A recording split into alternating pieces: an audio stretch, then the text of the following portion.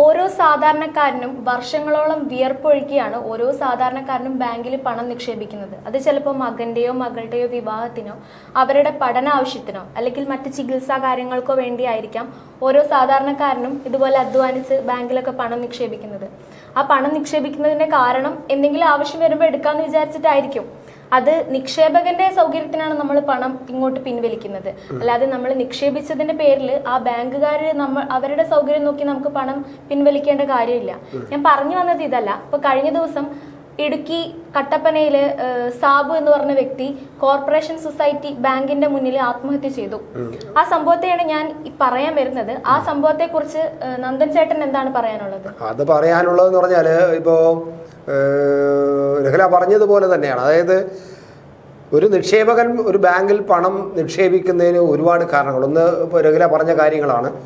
ആ പണം നമുക്ക് നമ്മുടെ അത്യാവശ്യ ഘട്ടത്തിൽ നമുക്ക് അത് ഉപയോഗിക്കണം എന്ന് ഉള്ള അർത്ഥത്തിലാണ്.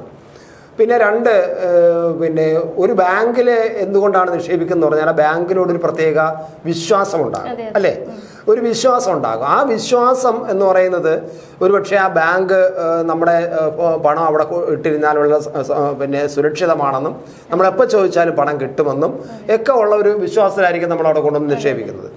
ഇത് രഹല പറഞ്ഞതുപോലെ നിക്ഷേപകന്റെ സൗകര്യമാണ് ഏറ്റവും പ്രധാനം, അല്ലാതെ ബാങ്കിന്റെ സൗകര്യമല്ല. ഇവിടെ സംഭവിച്ചിരിക്കുന്നത് ബാങ്കിന്റെ സൗകര്യമാണ്, സൗജന്യമാണ്, ഔദാര്യമാണ്. നിക്ഷേപകന് പണം കൊടുക്കുന്നത് ബാങ്കിന്റെ ഔദാര്യമായിട്ടാണ് കാണുന്നത്. യഥാർത്ഥത്തിൽ ബാങ്ക് നിലനിൽക്കുന്നത് ഈ നിക്ഷേപകൻ നിക്ഷേപിച്ചതിന്റെ ഔദാര്യം കൊണ്ടാണ്, പണത്തിന്റെ ഔദാര്യം കൊണ്ടാണ് അവൻ നിൽക്കുന്നത്. അവൻ തിരിച്ചാണ് അടിക്കുന്നത്. ഞങ്ങൾ ഇത്ര തന്നില്ലേ, ഇനി തരാൻ പറ്റില്ല, നിങ്ങളുടെ കോട്ട കഴിഞ്ഞു, ബാക്കി അടുത്ത മാസം തരാം എന്നൊക്കെ പറയുന്നത് ബാങ്കിന്റെ ഒരു ഔദാര്യം പോലെയാണ്. എന്തൊരു മാറ്റം, എന്താണ് നമുക്ക് മനസ്സിലാവുന്നില്ല. പറഞ്ഞു. ഇപ്പൊ ബാങ്കില് ഇയാള് ഒരു 25 ലക്ഷത്തോളം അടച്ചിട്ടുണ്ട് മുന്നേ. ഇവര് ഇതുപോലെ തന്നെ ഈ സാബു എന്ന് പറഞ്ഞ ആള് വെറും ഒരു വ്യാപാര വ്യവസായിയാണ്. അങ്ങനെ എന്തോ ആണ് അങ്ങനെ. അദ്ദേഹം പുറത്തായിരുന്നു, ഓസ്ട്രേലിയയില് പ്രവാസിയായിരുന്നു. അവിടെ പോയി ഉണ്ടാക്കിയ കാശും പിന്നെ ഇവിടെ വന്ന് കച്ചവടം നടത്തി ഉണ്ടായ കാശും എന്നാലും അധ്വാനിച്ചായിരിക്കും, അധ്വാനിക്കുന്ന പൈസയാണ്, അതെ, നമ്മുടെ കാശാണ്. നമ്മള് ഇപ്പൊ ഇയാളുടെ ഭാര്യയുടെ ചികിത്സക്കായിട്ടാണ് അത് പിൻവലിക്കാൻ വേണ്ടി പോയത്. ആ കാര്യം അവിടെ അത്രയുമല്ല, വളരെ കുറച്ച് തുക. അതെ, അത് പിൻവലിക്കാൻ വേണ്ടിയിട്ടാണ് അവിടെ ബാങ്കിൽ പോയത്. അപ്പോ പറയുന്നുണ്ട്, ഈ സാബുവിന്റെ ആത്മഹത്യാ കുറിപ്പിൽ പറയുന്നുണ്ട് എന്നെ അപമാനിച്ചു വിട്ടുവെന്ന്. പക്ഷെ അല്ലെങ്കിൽ അവര് ഇപ്പോ അത് സാബു അങ്ങോട്ടടിച്ചതാക്കി മാറ്റുന്നു എന്നും കൂടി സാബു ആത്മഹത്യാ കുറിപ്പിൽ വിവരിച്ചിട്ടുണ്ടായിരുന്നു. അതിനെ കുറിച്ചിട്ട് നന്ദൻ ചേട്ടൻ അറിഞ്ഞിട്ടുണ്ടായിരിക്കും. അതെ, അത് അതിനെക്കുറിച്ച് ഭംഗിയായിട്ടറിയാം. അതായത് നമ്മൾ നേരത്തെ പറഞ്ഞതുപോലെയാണ്, ഒരു നിക്ഷേപകന് നിക്ഷേപം നടത്തുമ്പോൾ ഒരു പൗരൻ എന്നുള്ള നിലയിലായിരുന്നാലും നിക്ഷേപം എന്ന നിലയിൽ അയാൾക്ക് അയാളുടേതായ ചില അവകാശങ്ങളുണ്ട്. അത് അയാളുടെ പണം ആണത്. ആ പണം അയാൾ ആവശ്യപ്പെടും കൊടുക്കണം. അതാണ് അതിൻ്റെ ഒരു സാമാന്യ മര്യാദയും ചട്ടവും. ബാങ്ക് ചട്ടങ്ങളും അങ്ങനെ തന്നെയാണ്. ഇവർ ഈ പണം എടുത്തിട്ട് തോന്നുന്നവർക്ക് ലോൺ കൊടുക്കുകയും ലോൺ തിരിച്ച് കൃത്യമായിട്ട് വാങ്ങാതിരിക്കുകയും ചെയ്യുന്നത് അത് നിക്ഷേപകന്റെ പ്രശ്നമല്ല, അയാളുടെ കുറ്റമല്ല, അയാളുടെ തകരാറല്ല. പക്ഷേ ഇത് ചോദിച്ചപ്പോൾ ഈ ബാങ്ക് നടത്തുന്ന പാർട്ടിയുടെ നേതാവ് അയാളെ തല്ലുമെന്നാണ് പറഞ്ഞത്. നീ ഇനി ബാങ്കിൽ വന്നിട്ട് കാശ് ചോദിച്ചുകൊണ്ട് ബാങ്കിലോട്ട് വരരുത്, നീ കുറെ കാലം കൊണ്ട് അവിടെ വന്ന് ആൾക്കാരുമായിട്ട് പൈസ കിട്ടിരാൻ പറഞ്ഞ് വഴക്കുണ്ടാക്കുന്നുണ്ട്, ബഹളം ഉണ്ടാക്കുന്നുണ്ട്, നിന്നെ ഇനി വെച്ചോണ്ടിരിക്കില്ല, നിനക്ക് പണി തരും, ഇനി നിനക്ക് നല്ല തല്ല് കിട്ടും എന്നാണ് ഒരു ബാങ്കിന്റെ നേതാവ്, ബാങ്ക് നടത്തുന്ന പാർട്ടിയുടെ നേതാവ്. അതും കൂടെ ആലോചിക്കണം. ഒരു ബാങ്കിന്റെ മുതലാളിയോ അല്ലെങ്കിൽ ബാങ്കിന്റെ ബോർഡ് മെമ്പറോ പറയുമ്പോൾ ബാങ്കിന്റെ ആളാണെന്ന് മാത്രം പറയാം. ഇതങ്ങനെയല്ല. ബാങ്ക് ഭരിക്കുന്ന ഒരു കോപ്പറേറ്റീവ് ബാങ്ക് ആയതുകൊണ്ട് Kattappana rural development cooperative bank എന്നാണ്. ആ ബാങ്കിന്റെ പാർട്ടിയാണ്. ഇപ്പോൾ പാർട്ടി എന്ന് പറഞ്ഞാൽ ജനങ്ങളുടെ ഔദാര്യം കൊണ്ട് പ്രവർത്തിക്കുന്ന ഒരു പാർട്ടിയാണ്. ജനങ്ങളിൽ നിന്ന് കാശ് വാങ്ങി അവരിൽ നിന്നും പാർട്ടി ഫണ്ട് അവരിൽ നിന്നും സ്വരൂപിച്ച് അവരിൽ നിന്നും പിരിച്ചെടുത്ത് പാർട്ടി സമ്മേളനം നടത്താൻ അവരെ നിന്ന് പിരിക്കും, അവരുടെ ക്യാമ്പ് നടത്താൻ അവരെ നിന്ന് പിരിക്കും, ഇലക്ഷൻ നടന്നാൽ അവരെ നിന്ന് പിരിക്കും, എന്ത് വന്നാലും ഒരു കൊടിയടിക്കാൻ അവരെ നിന്ന് പിരിക്കും. അങ്ങനെ സർവ്വതിനും ജനങ്ങളെ പിഴിഞ്ഞ് ജനങ്ങളിൽ നിന്ന് പിരിച്ചെടുത്ത് അതിന്റെ കാശ് കൊണ്ട് വളർന്നതാണ് പാർട്ടി എന്ന് പറയുന്നത്. അപ്പൊ ജനങ്ങളുടെ ഔദാര്യത്തിലാണ് ഈ പാർട്ടി വളർന്നുകൊണ്ടിരിക്കുന്നത്. അവസാനം ഈ പാർട്ടി പിന്നെ ജനങ്ങൾ ഈ പാർട്ടിക്ക് ഔദാര്യപ്പെട്ട് നിന്നുകൊള്ളണം, പാർട്ടി പറയുന്നത് കേട്ടുകൊള്ളണം, പാർട്ടി നേതാവ് പറയുന്നത് കേട്ടോണം. നിങ്ങൾ ഈ പാർട്ടി നേതാക്കന്മാരെയും പാർട്ടിയും വിശ്വസിച്ചുകൊണ്ടാണ് ഇയാൾ ലക്ഷക്കണക്കിന് രൂപ അവിടെ കൊണ്ടുവന്ന് ഡെപ്പോസിറ്റ് ചെയ്തത്. എന്നിട്ട് ഇപ്പോൾ ഡെപ്പോസിറ്റ് ചോദിച്ചപ്പോൾ പറയുന്നത് ഞങ്ങൾ നിങ്ങളെ കോട്ട കഴിഞ്ഞു, ഈ കോട്ട ഇനി തരാൻ പറ്റില്ല, അതുകൊണ്ട് മര്യാദയ്ക്ക് അറിയിപ്പിക്കണം, അല്ലെങ്കിൽ നല്ല തല്ല് കിട്ടുന്നതിനൊക്കെ പണി തരുമെന്ന് നേതാവ് പറയുമ്പോൾ ഈ പാർട്ടി നേതാവിനെതിരായിട്ടും ഈ ബാങ്കിന്റെ സെക്രട്ടറി ഉൾപ്പെടെക്കെതിരായിട്ടും ക്രിമിനൽ കേസിന് കൊലപാതക കേസ്. ഇപ്പൊ ഈ പിന്നെ ഈ പറയുന്ന സാബു 56 വയസ്സേ ഉള്ളൂ. അയാൾ ഒരു മരിക്കേണ്ട യാതൊരു സാഹചര്യം എന്തില്ല. വെറും 56 വയസ്സെന്ന് പറഞ്ഞാൽ റിട്ടയർ ആകുന്ന, സർക്കാർ ജോലി ഇരുന്ന് റിട്ടയർ ആകുന്ന പ്രായമായിട്ടില്ല, ആയിക്കൊണ്ടിരിക്കുന്നേ ഉള്ളൂ.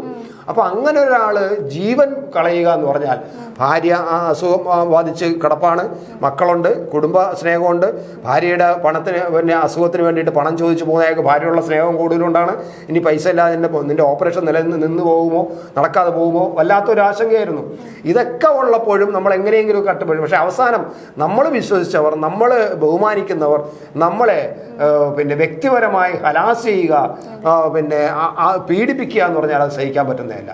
ഇത് CPM, എന്നിട്ട് CPMന്റെ നേതാക്കൾ, ഞാൻ ആ CPMന്റെ കുറ്റം പറയുന്നത്, CPMന്റെ നേതാക്കൾ അതിൻ്റെ പാർട്ടി ജില്ലാ സെക്രട്ടറി ഉൾപ്പെടെ സംസ്ഥാന സെക്രട്ടറി ഉൾപ്പെടെ ന്യായീകരിക്കുകയാണ്. നോക്കണേ, ഇവര് ജനങ്ങളുടെ പാർട്ടിയാണോ, ജനങ്ങളുടെ പണം കൊണ്ട് വളരുന്ന പാർട്ടിയാണോ? നിങ്ങൾ രാവിലെ വന്ന് പാർട്ടി ഓഫീസിലിരിക്കും, പാർട്ടി നേതാവാകും, യോഗത്തിന് പങ്കെടുക്കും, കമ്മിറ്റി പങ്കെടുക്കും, നിങ്ങളുടെ അധ്വാനം ഇതാണ്.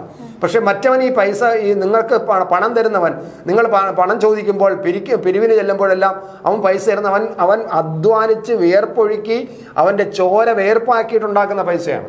ഈ നേതാക്കന്മാർ അങ്ങനെയല്ല. നേരെ രാവിലെ വെള്ളയൊക്കെ ഇട്ട് പാർട്ടി ഓഫീസിൽ പോകും, പാർട്ടി ഓഫീസിൽ കമ്മിറ്റി കൂടും, ഏതെങ്കിലും പൊതുയോഗം ഉണ്ടെങ്കിൽ കാറിൽ കയറി അവിടെ പോയി പ്രസംഗിക്കും, പിന്നെ പാർട്ടി കമ്മിറ്റി കൂടും. ഇതാണല്ലോ അവരുടെ ജോലി.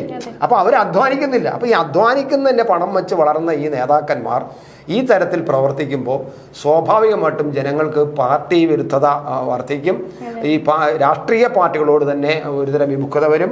പൊളിറ്റിക്സിനോടും, ഈ മൊത്തം നാട്ടിലെ ജനാധിപത്യ രീതി നിൽക്കുന്ന പൊളിറ്റിക്സിനോട് വെറുപ്പ് തോന്നും, പാർട്ടിയോട് വെറുപ്പ് തോന്നും.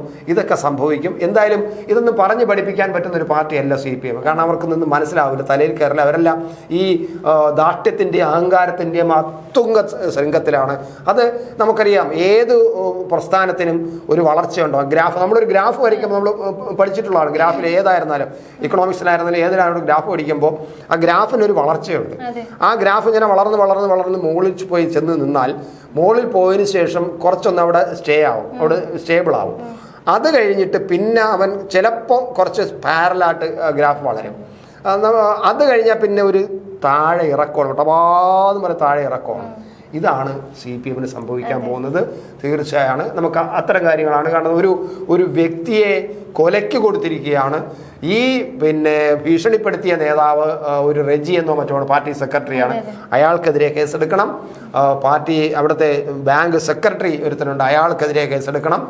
അങ്ങനെ എല്ലാവർക്കുമെതിരെ ക്രിമിനൽ കേസെടുക്കണം. എടുക്കണമെന്ന് നമുക്ക് പറയാൻ എടുക്കാനുള്ളത് ഈ ഗവൺമെൻറ്റാണ്, ഈ പാർട്ടി നയിക്കുന്ന ഗവൺമെൻറ്റാണ്. ജനങ്ങൾ എന്തായാലും ഇതെല്ലാം മനസ്സിലായിക്കൊണ്ടിരിക്കുന്നു. സഹിക്കാൻ വയ്യാത്ത അവസ്ഥയിലാണ് ജനം പോയിക്കൊണ്ടിരിക്കുന്നത്, അല്ലേ? ഓരോ ജീവിതവും ഓരോ കഥകളാണ്, വേറിട്ട കഥകളുടെ ഒരു കൂട്ടായ്മ. വേണമെങ്കിൽ നമുക്കതിനെ ഒരു നോവലെന്ന് പേരിടാം. അതുപോലൊരു നോവലല്ലേ നിങ്ങളുടെ ജീവിതവും? എന്താ, ശരിയല്ലേ? നിങ്ങളുടെ അനുഭവങ്ങൾ, കഥകൾ എന്തുമായിക്കൊള്ളട്ടെ, അത് കേൾക്കാൻ DNA ന്യൂസിലൂടെ ഞാൻ എത്തുന്നു. കഥ പോലൊരു ജീവിതം, അതിനായി ഞാൻ നിങ്ങൾക്ക് വേണ്ടി കാത്തിരിക്കുന്നു. നമുക്ക് ഒന്നിച്ച് കാണാം, കുറേ കാര്യങ്ങൾ സംസാരിക്കാം, വേദനകൾ പങ്കിടാം. നിങ്ങളുടെ വിഷയങ്ങൾ, അനുഭവങ്ങൾ അത് ഞങ്ങളെ അറിയിക്കേണ്ട വിലാസം താഴെ കൊടുക്കും.